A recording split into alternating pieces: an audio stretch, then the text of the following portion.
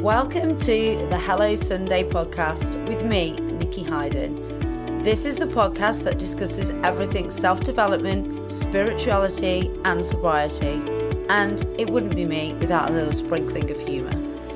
Whether you are just starting out on your journey of self-development or have been exploring these topics for years, are completely alcohol-free or just curious about living a more sober lifestyle, this is the podcast for you. Each week, I'll be exploring topics in both solo episodes and with some amazing guest experts. So if you like what you hear, then please subscribe, rate and review. So with that said, let's dive into today's episode. Hello and welcome back to another episode of Hello Sunday. It's good to be back, guys. Happy New Year. Happy 2025. It's been a hot minute. It has been a hot minute. And I'm just going to start off by apologising for the extended hiatus.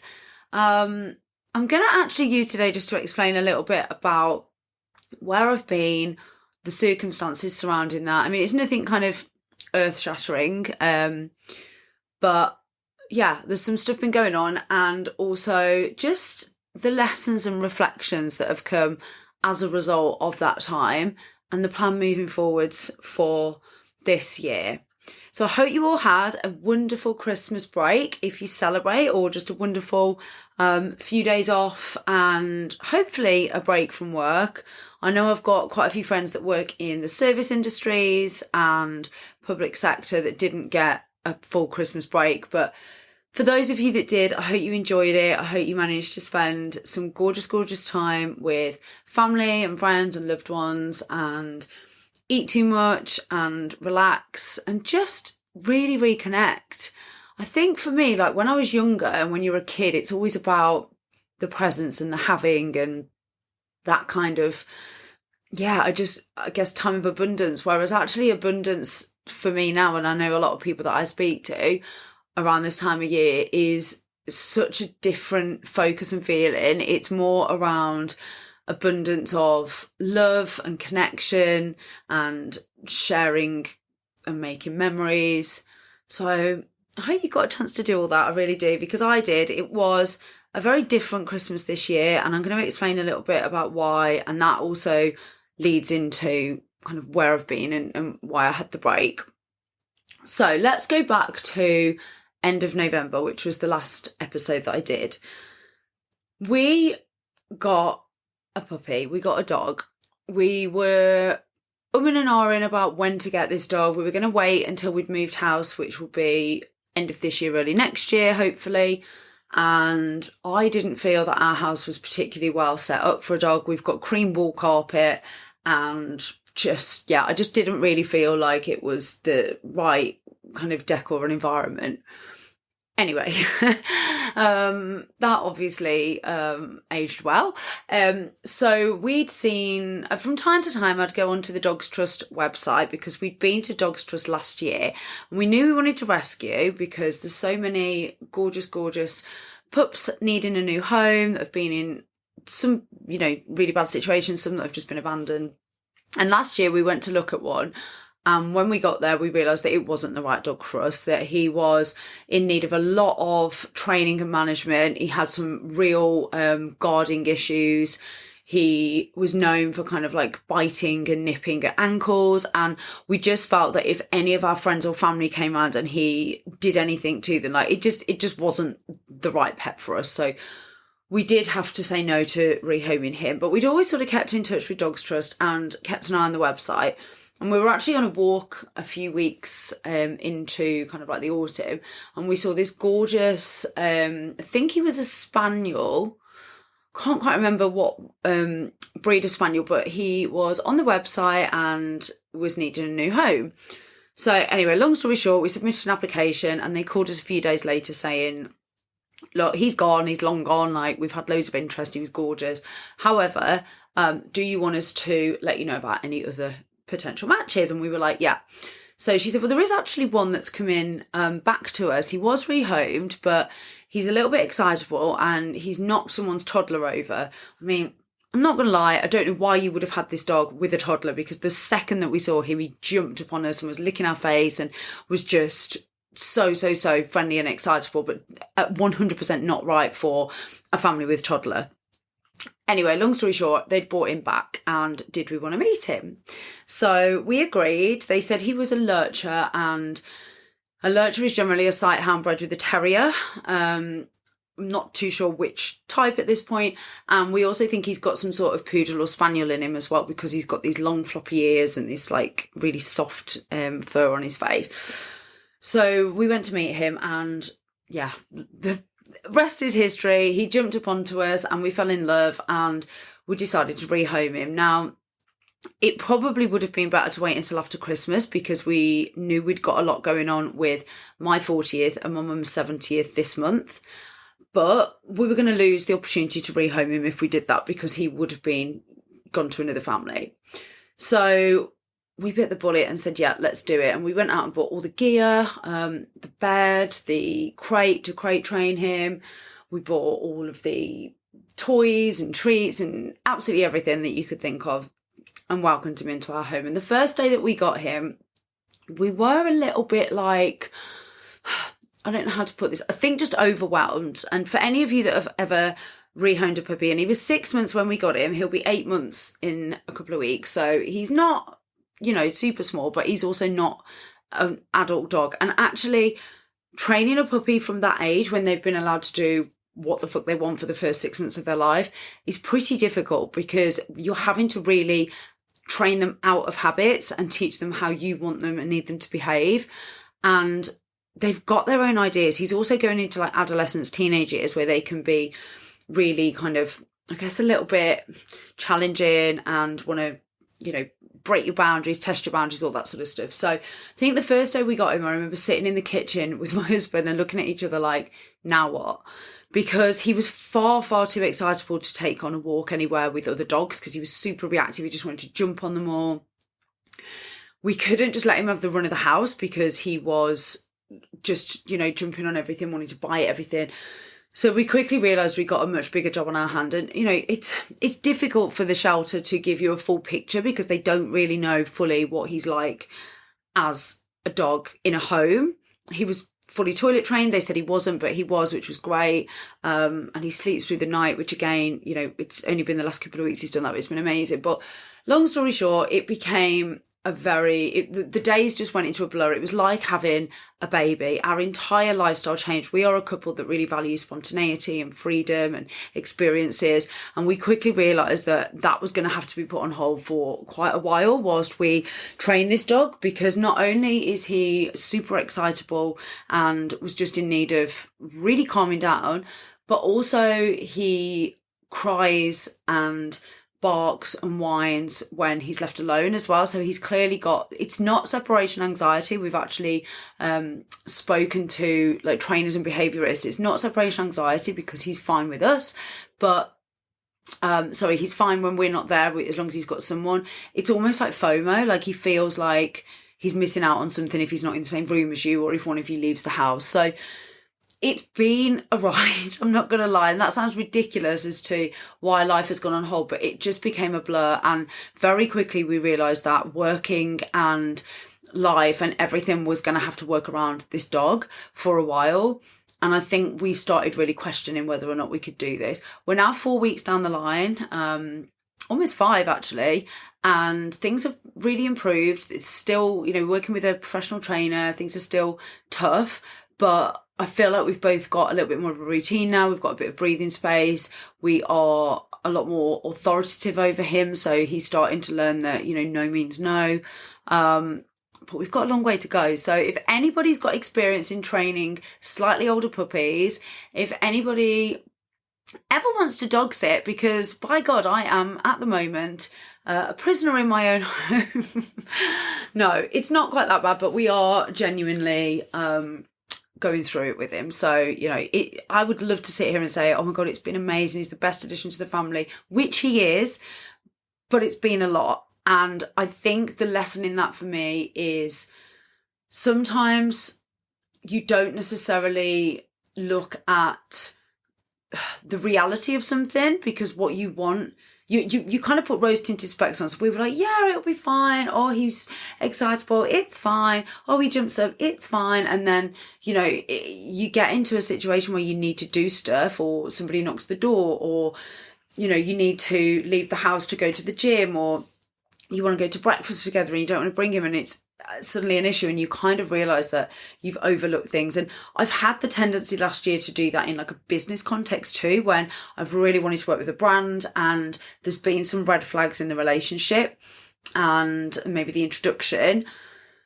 and I've just felt like I've put the blinkers on a bit, and I've really learned from that. So for me, that was a real core key learning around, if you think that there is how do I put it, like your gut feeling. So our gut feeling wasn't that we shouldn't have got him, absolutely not, but it probably was a little bit more, not even research required, but honesty in, is this the right match? Is this the right, he was so excitable when we first met him that on reflection, we should have known that it was going to be a ride.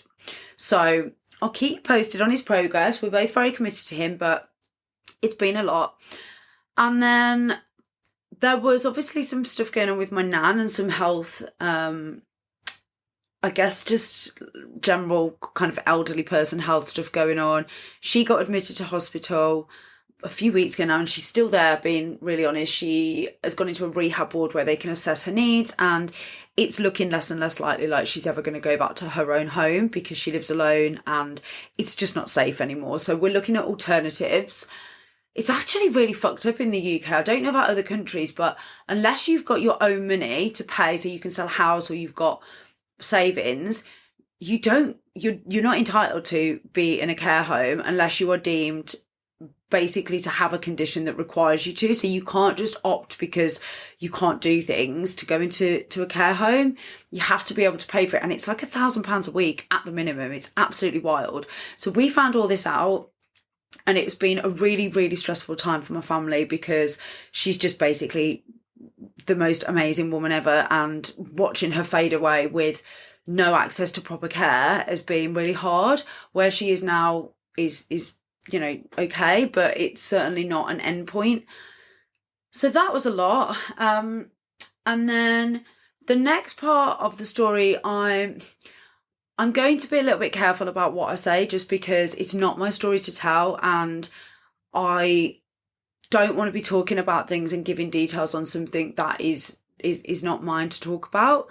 But my sister-in-law was not well. She's not been well really all year, with quite a lot of pain, and she's been misdiagnosed in essence a couple of times now. And then the week before Christmas, she got diagnosed with cancer. So as a family, that was really tough. She's 38. She is the mother to my 2 little nephews, one who's 9, one who's 3. And she'd got surgery booked for the end of January, but it ended up needing to happen 2 days before Christmas. So she was then in a high dependency unit over Christmas, and it was just really tough because wasn't a normal Christmas for the family. We were super worried. I mean, we've had some really good news about her surgery. She's got a huge, long road to recovery this year, but it's good news initially. And that really, really took its toll on us, because not only was my mum caring for my elderly nan and going to see her every day, but now stepping in, obviously, as grandparents do, to look after the kids. My brother wanted to be naturally at the hospital, but also celebrate Christmas with the kids. It's just been really, really tough. So we've had a tough few weeks, but it feels like things, I wouldn't say we're coming out the other side of it, because there's still a long way to go with a lot of, these challenges. But it's taught me so much. And actually, normally this time of year, I would be coming on here and I would be like talking about goal setting and how to break it down into quarters, and talking about reflecting on the season of your life that you're in and making realistic goals, and, driving and going. And don't get me wrong, I'm still going to be setting goals in different areas of my life this year. I'm not somebody that will ever just drift through life. I need to have that focus. I need to have a reason to get up every day and to really kind of set my attention on something. But I think what the last sort of 3 months of this year has taught me is, first of all, health is everything. If you don't have your health, like my sister-in-law, for instance, went from, knowing that she'd got to have a surgery to correct a health issue one day to suddenly not knowing if she was going to watch her kids grow up the next. And that literally happened in the space of a few hours. It was breakneck speed, how quickly everything changed and everyone's priorities changed. And it really does change your perspective. And I'm sure there's loads of you listening that have had similar things happen, or there's, family members that have found out that they've got ill health, and it does make you question, and it makes you feel like nothing else matters at that point. All of the things that you've been stressing about, like there's been things over Christmas where my husband and I have been getting frustrated with something to do with the dog or something. He pulled the door handle off the other day by accident. He just literally opened the door and the handle came off in his hand.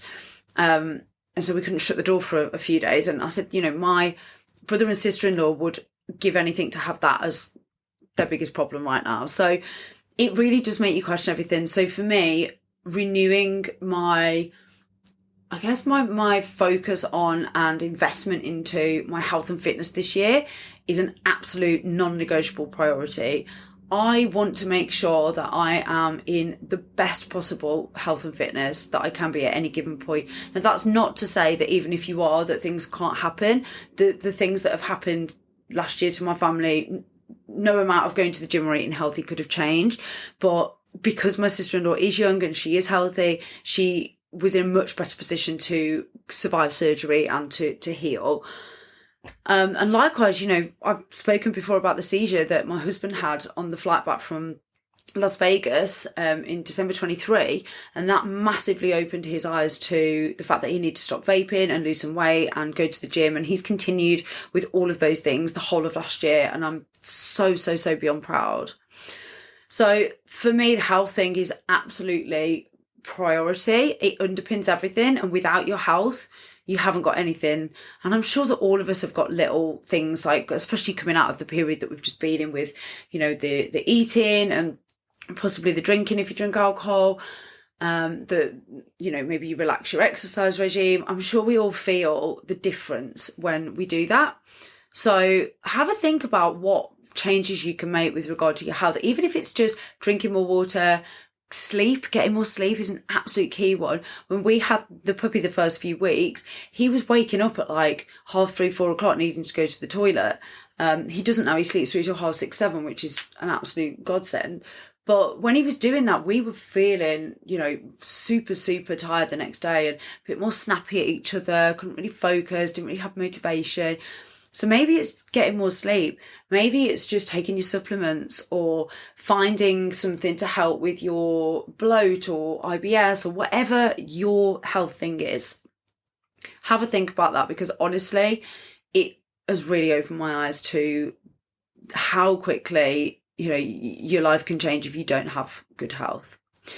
And then the other thing that I think just the whole of last year really taught me is I always want to strive for goals. I always want to strive to be better. I always want to make sure that I've got big lofty dreams and things that other people maybe laugh at as being achievable. However,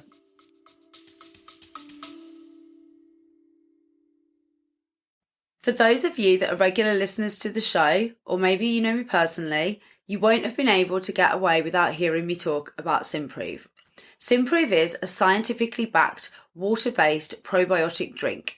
You drink it daily and it has been scientifically proven to help with things like bloating, IBS symptoms, pain.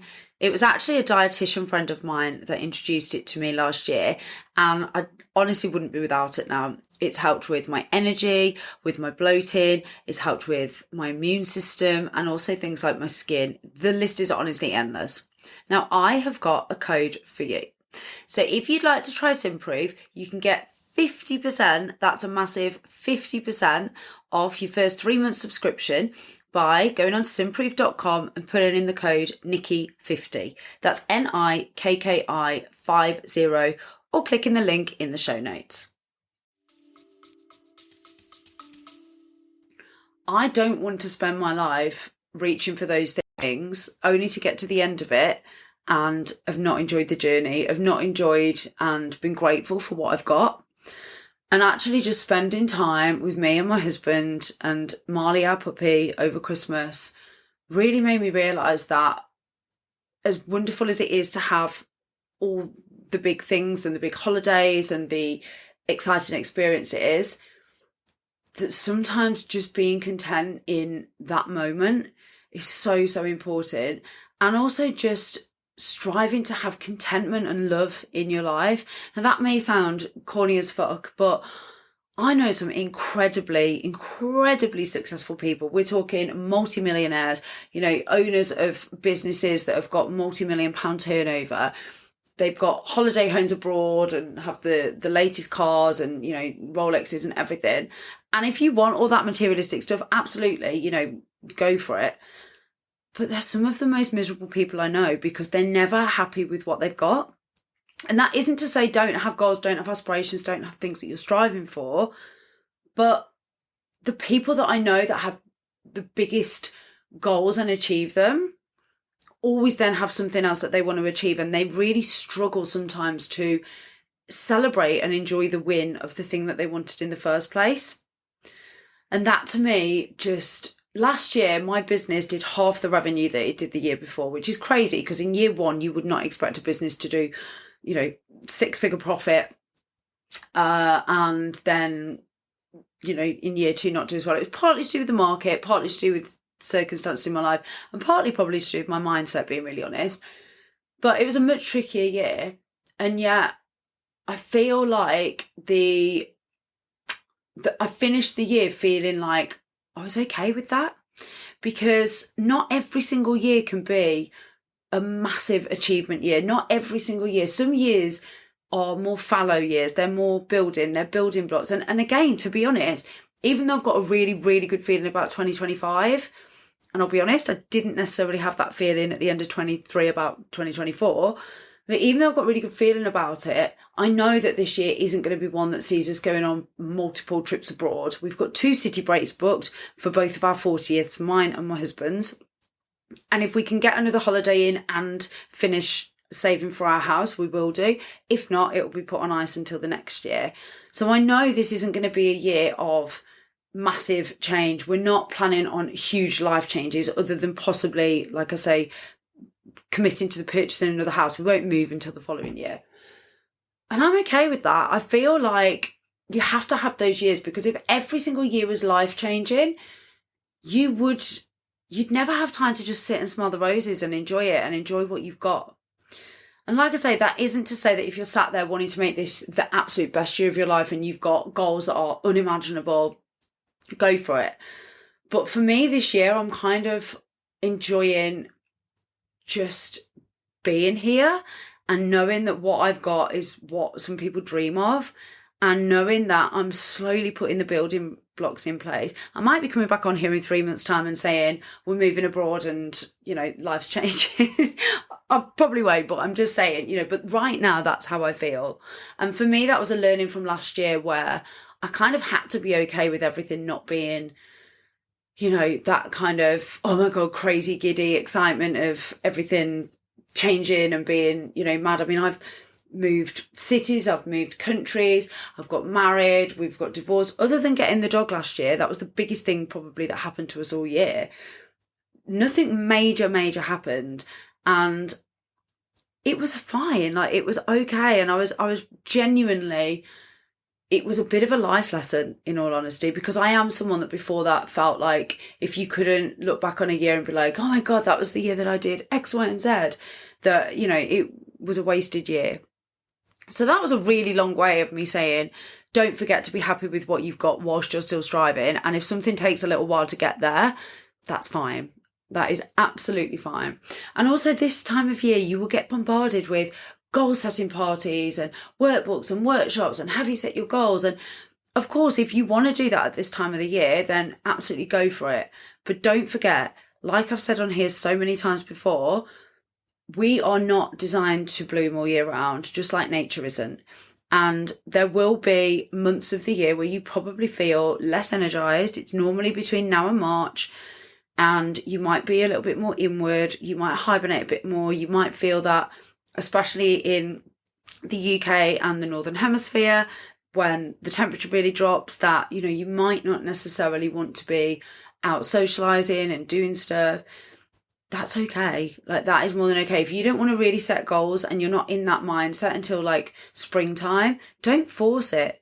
If there's things you need to do because you have to for your business or work or whatever it might be, then, you know, you've got to do those things. But if you really don't feel in the inspired mood, that is really okay, and you can wait until you do. Better to do it when you're feeling really fired up and give it your everything than kind of feel forced and pushed by all of this stuff on social media and society and what's forced down our neck at this time of the year.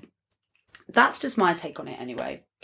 So this year with the podcast, I mean, look, I am genuinely hoping to really push things this year in terms of numbers and downloads and getting it out there. It's not even, to be honest, about the numbers and the downloads. It's more about the engagement and the just getting the message out there, getting this into the ears of people that might want to hear it, whether they are into self-development or into sobriety or trying to manage moderation with alcohol or just wanting to better themselves, or I don't know, just like listening to a brummy gal drone on for half an hour a week about the shit that she learns.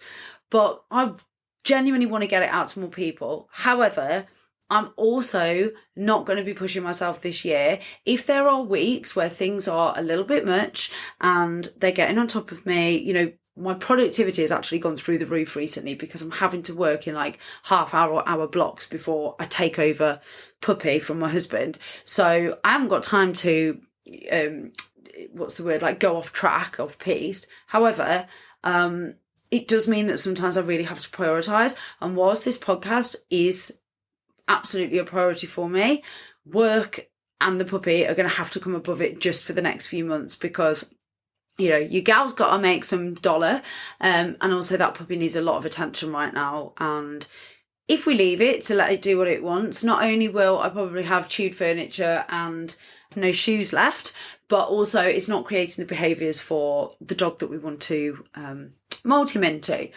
So I am going to do my absolute best to get them out weekly. I will try, and I promise you that it won't be without a good reason if I don't, but there might just be a few occasions over the coming months where I have to drop an episode or direct you to one in the back catalogue, just whilst things are a little bit up in the air and we are finding our feet and working our way through some challenges. So that's me being really honest, because I've always been with you guys and always will be, and I just felt that you were owed a bit of an explanation, really. So no kind of groundbreaking advice from me this week or learnings or anything that I've really taken other than those little tidbits that I shared with you about kind of reflections from last year.